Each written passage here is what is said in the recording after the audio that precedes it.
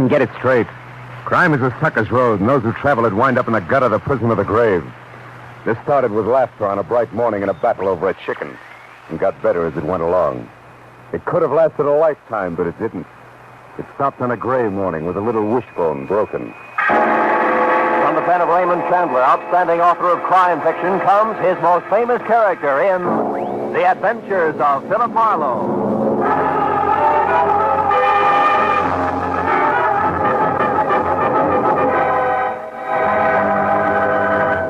Now, with Gerald Moore starred as Philip Marlowe, we bring you tonight's exciting story, The Little Wishbone.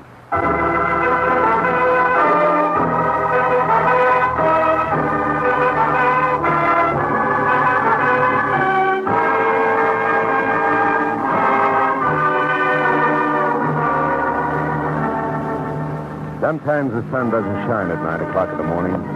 Sometimes everything's just gray. The sky, the buildings, the streets, the faces going by, gray in a man's mind. And when I parked in front of the politely landscaped stucco square on Sunset Boulevard and got out of my car, I knew that this was just such a morning. And that was right, as it should be, because what I had to tell her, what had to be said, belonged in gray to the chilling half-light that leaves everything and everybody something less than real. To the half-light that maybe a moment before birth, maybe a moment after death. Yes, sir? I'd like to see Miss Jones. Miss Cordelia Jones, please. I called. My name is Philip Marlowe. Oh, yes, Mr. Marlowe. I'm Mr. Early. Come in, please. The police told me what happened, sir. I'm sorry. Yeah, thanks. May I see you now, please? Yes, of course. It's the last door down on the right-hand side. This way, Mr. Marlowe.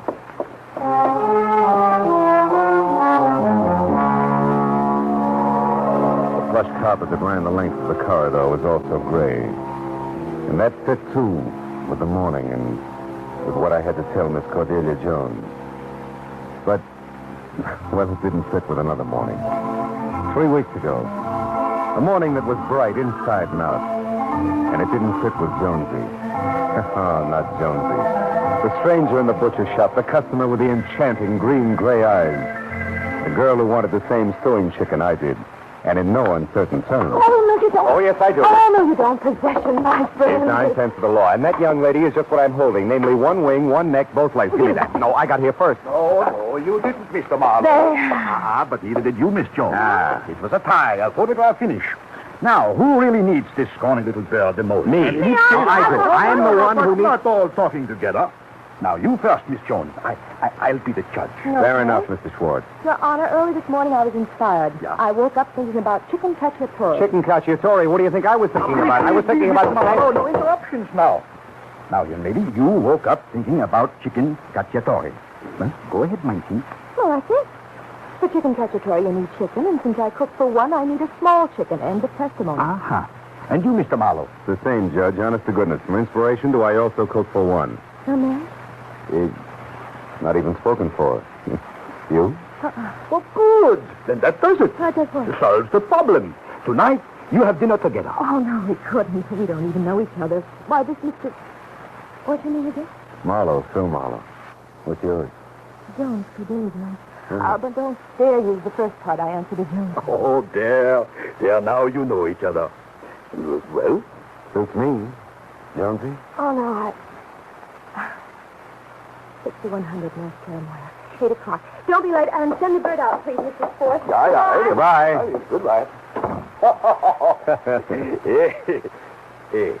Mr. Marlowe. Yes, Mr. Schwartz. You can put the chicken down now. We are the only ones in the shop.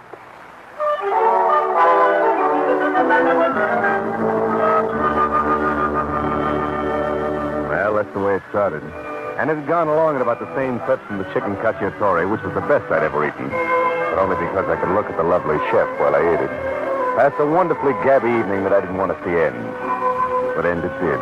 To lunch the next day and the day after. Oh, yeah, Jonesy was something, all right. By profession, an artist around the edges. She painted beer cans and the like for an ad agency downtown. So her place on Cherimoya was half studio, half apartment, and all cozy. You know the kind of cozy that makes you want to curl up the second you walk in? Always makes makes you hate to leave. But leave you did because Jonesy liked to go places. And Jonesy liked to do things.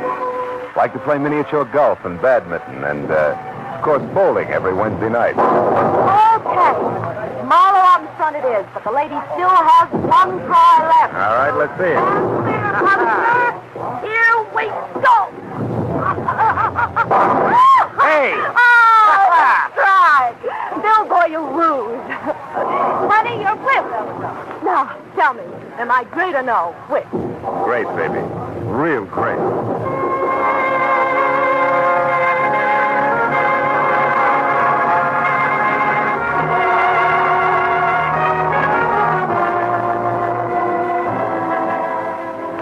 And now, ladies and gentlemen, before we start through the observatory proper, and tonight's exciting trip to the moon, Of all the dirty, double-crossing dealers.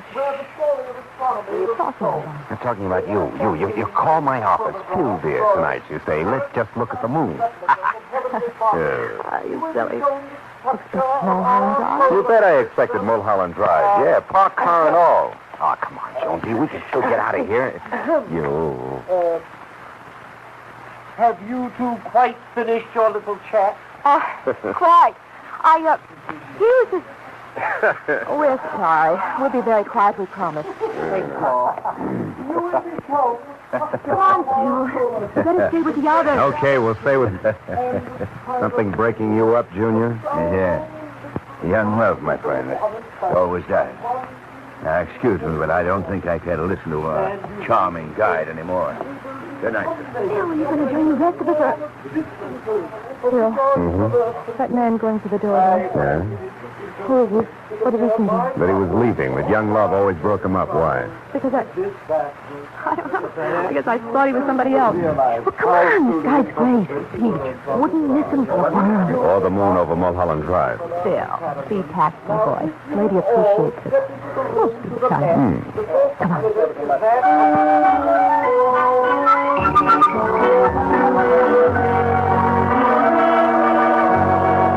In her own most inimitable style, Jonesy was crazy. But there, too, I went right along with her. Because in those 3 weeks, I passed up a half a dozen jobs for every one I took.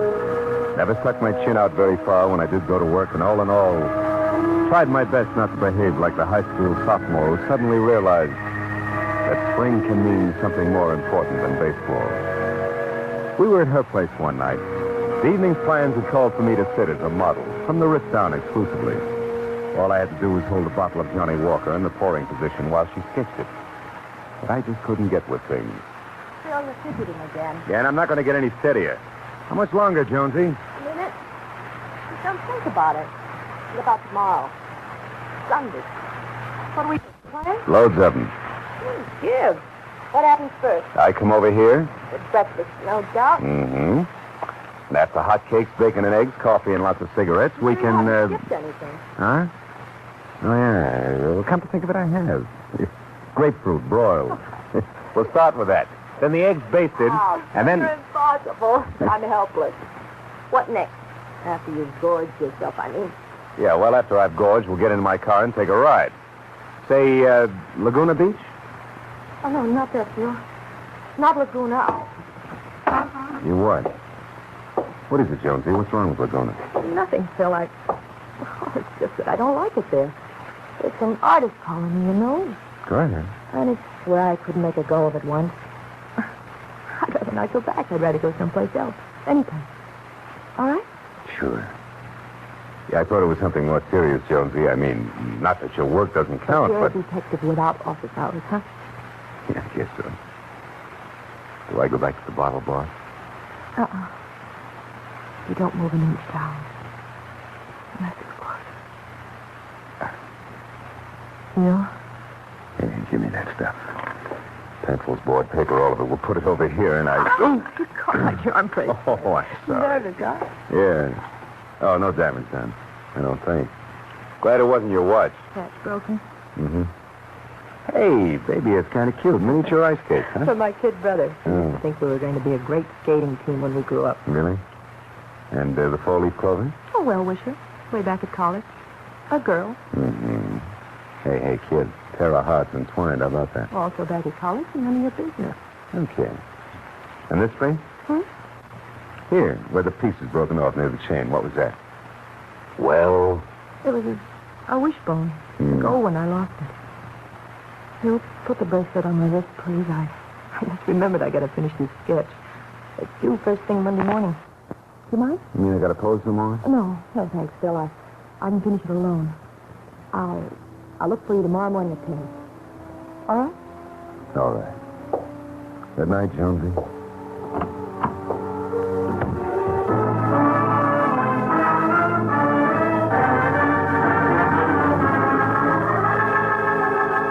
All the way home, I floundered someplace between pouting poor Marlowe, the girl he goes for, keeps secrets from him, and plain male pride.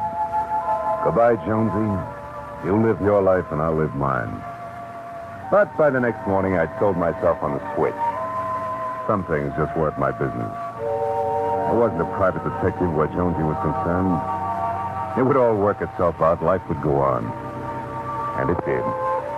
Breakfast was wonderful. Broiled grapefruit included. And the rides to what turned out to be Santa Barbara perfect. So in the days that followed, no more was said about it, and nothing unusual happened. Until the following Friday night. That was night before last. We were at a square dance at a local Daughters of Something or Other lodge. The exercise would do me good, she said, and I was learning in a hurry. I thought. No!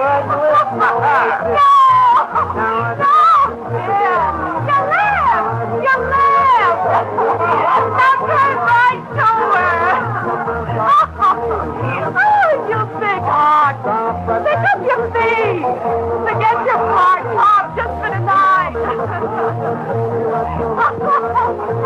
But laughter died in her throat when we swung into a grand right and left, which abruptly brought her up against a tall, fat man with a circle of sweating face that offered cold black buttons for eyes. Almost no nose and thin, pale lips that were twisted as far away from a smile as possible. Without saying a word to me, she ran from the floor toward the check room. And I started after her until suddenly I remembered the face that had just frightened me. It was the man who had laughed at young love that night at the observatory. The man Jonesy had thought she'd known. I turned back just in time to see him walk off the other side of the dance floor, calmly leave the building by a side entrance, which was all the cue I needed.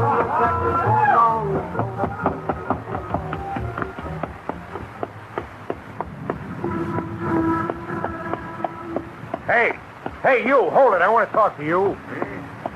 you want to talk to me? Yeah, who are you, friend? And let's not bother with the routine we played at the observatory.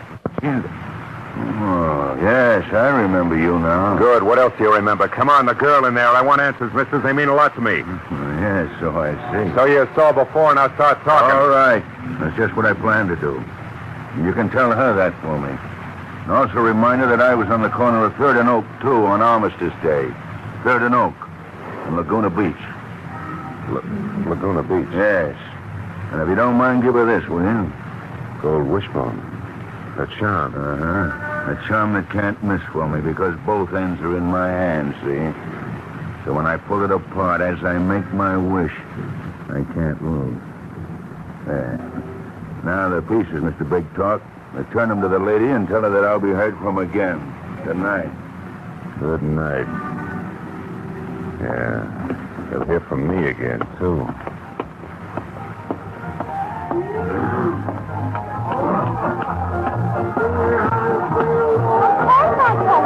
Now listen, Beth, if us hat-check people don't stick together, we haven't got a chance against them others.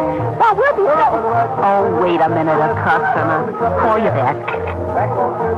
Yes, sir. Your check? Yeah. But first, miss, there was a girl. About your height, dark hair, pretty green eyes, green dress, cut like... Wait a minute. Are you Mr. Marlowe, maybe? That's right. She leave a message? Yeah, she said to tell you she was going, but not home, just going. Just going? Yeah. Just going. For good. Oh, want your hat and coat now, mister? Yeah. My hat and coat.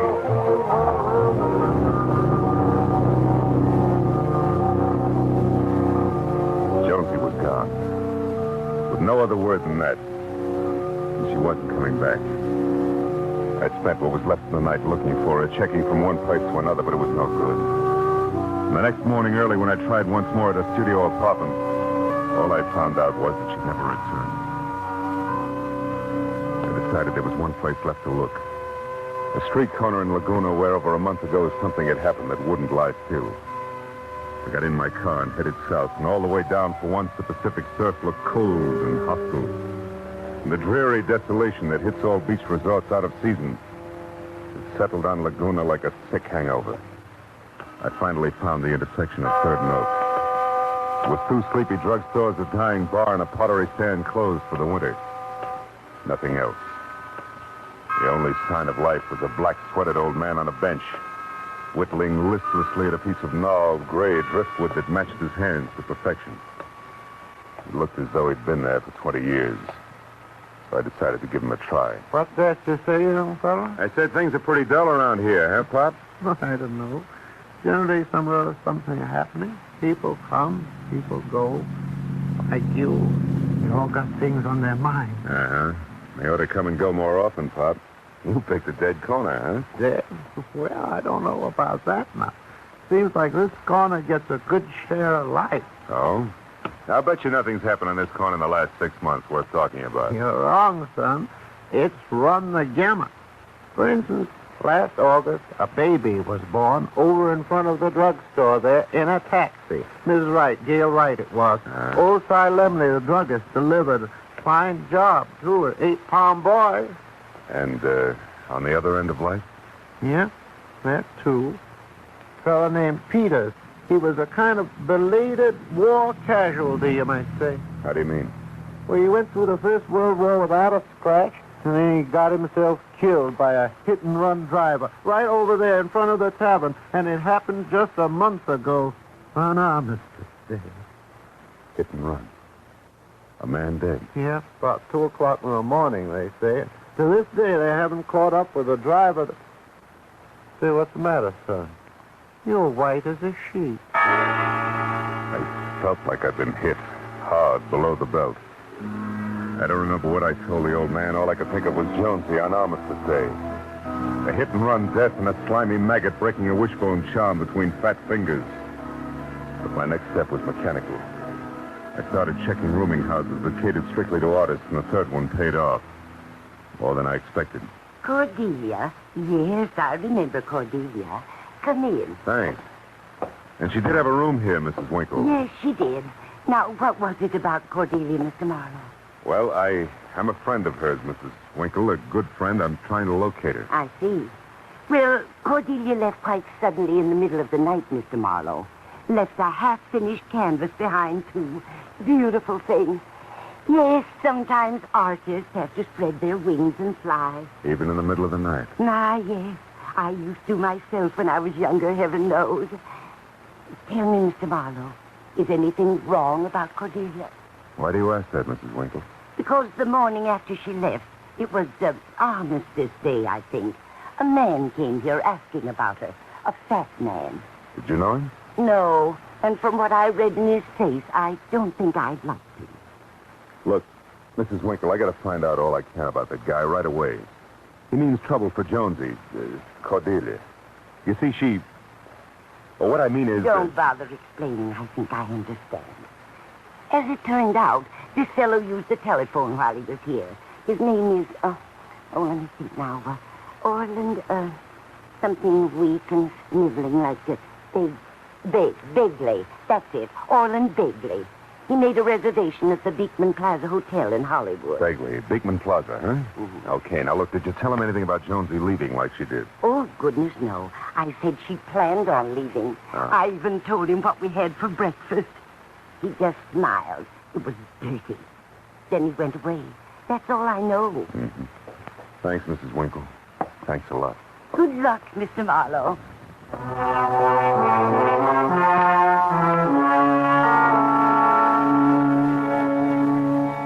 Good luck, she said. Sure.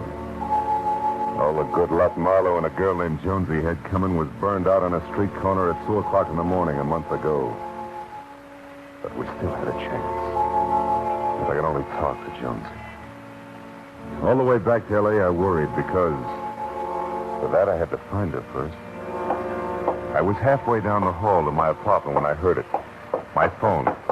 I ran to the door and practically ripped it off the hinges before it stopped ringing. Hello? Hello, darling. Jonesy! Jonesy, where are you? Oh, that doesn't matter. I just called to say goodbye, Phil. I couldn't leave without that. Now, look, you're not going anyplace. You're going to sit tight right where you are till I get there. No, it's no use, Phil. I'm in a bad jam. I should have told you all about it long ago, but, well, it's too late now. It's not too late, baby. I just got back from Laguna. Honey, I know all about it. Look, you're in love with a good private eye, you remember? Don't run, baby. That's not the answer. There isn't any answer, Phil. There never was for us. Jonesy, please, will you shut up and listen to me for a I minute? can't, Phil. I've thought it all over. My mind's made up. So I'm going to have to get out of this mess in my own way. Honey, we got to talk. Come on, where are you? Please, Phil. Gee whiz, can't you see I'm having an awful tough time with this pitch as it is? Jonesy, baby, look. Don't make it tougher on me. I'm sorry for it, Phil, but thanks for the buggy ride, mister. It was swell while it lasted. Baby, you can't run. Don't try it. I know that, but Goodbye, Phil. Okay, Jonesy. We'll make it the hard way.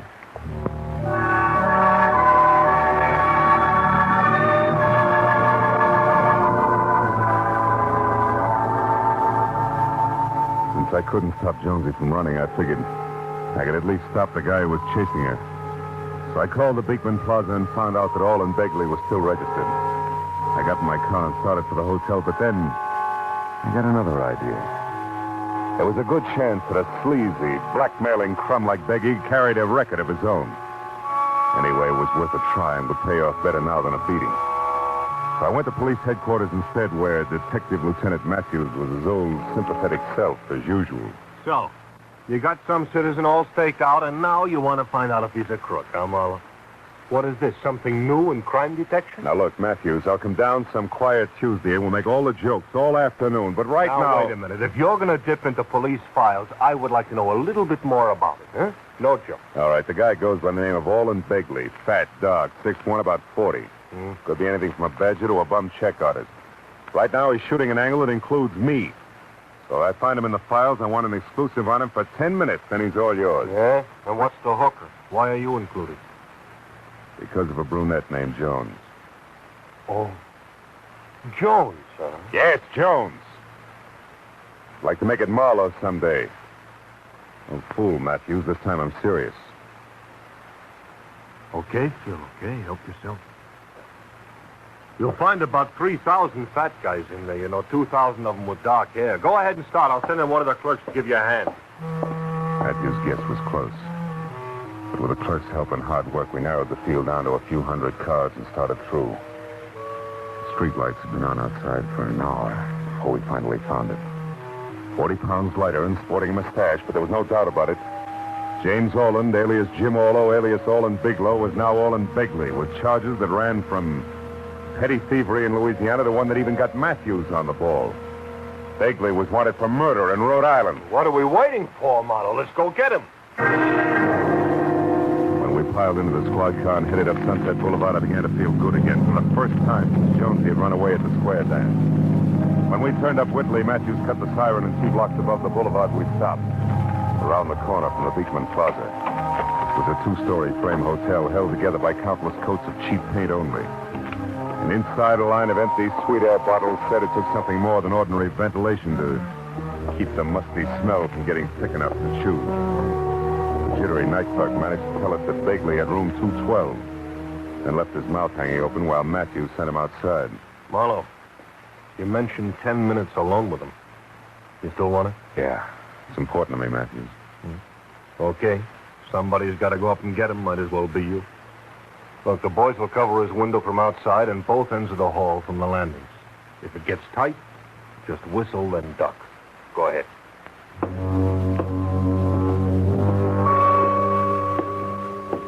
I went upstairs to the second floor where the only light was a red bulb at the far end of the hall marked fire exit. Just then, midway down, I saw a figure backing out of a door. A fat figure who was having trouble with a lock. He turned, took 3 fast steps toward me before he realized I was there. It was Orland Begley. When he saw me, he stopped and began slowly backing up. You, what do you want? What are you doing here? Where is she, Begley? I don't know. She ran out, I guess. I saw her off anyway. I'm not going through with it. I changed my mind. Sure you did. Come here, you! You lousy murdering pig, Begley. Get up! How did you know that? How'd you find out? Police files bulletin from Rhode Island. You mean you... Yeah. Yeah, that's right. I'm hard. I had to have dough. That's the only reason I tried to shake the kid down. Yeah, but listen, you got me now, so let's make a deal. I'll keep my yap shut. Not one word about that hit and run. You'll let me out of here. Bad chance, you slimy Oh, butt. okay, sucker. I've killed him more than once, but you won't stop me. Okay, you guys, follow me. Follow me, Bill.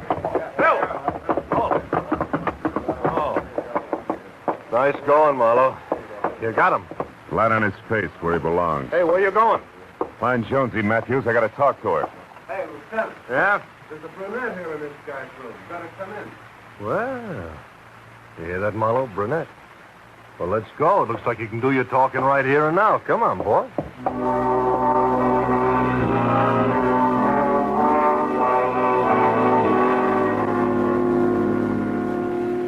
I went along with Matthews, all right. But it didn't work out like he expected because what I had to say to Jonesy then just couldn't be said. Not in a cheap hotel with a bunch of tough cops standing around it. I had to wait. Wait for the hours of a long night to pass. A night I spent pounding the sidewalks through miles of back streets while I tried to get hold of myself. But all that had been 12 hours ago. Now it was morning. Now I could look at her again. Yeah, now as I followed Mr. Early down the gray carpeted hall to a door, I figured I could tell Jonesy all I wanted to say. She's here, Mr. Marlowe. In here. Thanks.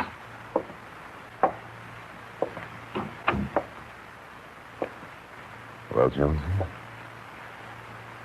I guess you didn't understand that when two people are in love, they share everything. You didn't give me a chance, Jonesy.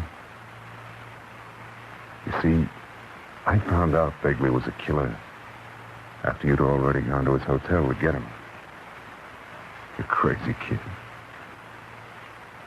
You should have trusted me, Jonesy. Played it straight. Because no matter how you add it up, we had something worth waiting for. Well, as you said, thanks for the buggy ride, baby. It was great. Oh, here's your little charm. Wishbone. Sorry it's broken.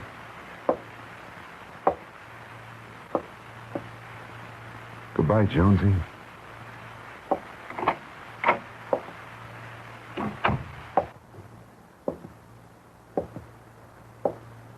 Is there anything else I can do to help, Mr. Marlowe? No. Nothing. Thanks. Good day, sir.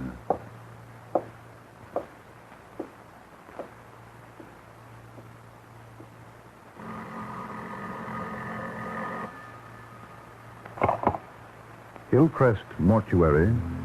Mr. Early is speaking.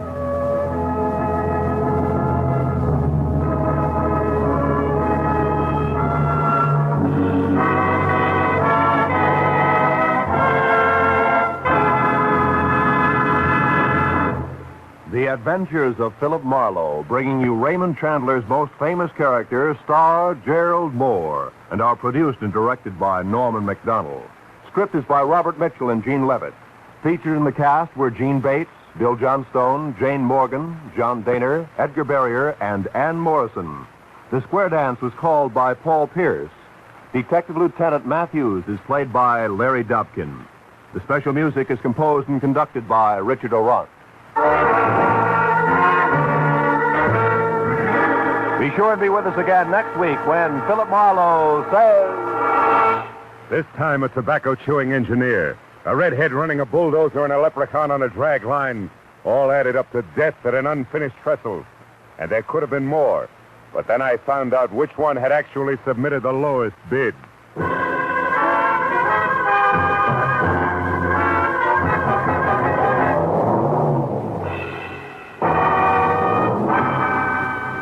The Adventures of Philip Marlowe, starring Gerald Moore, comes to you every Saturday evening at this same time, transcribed.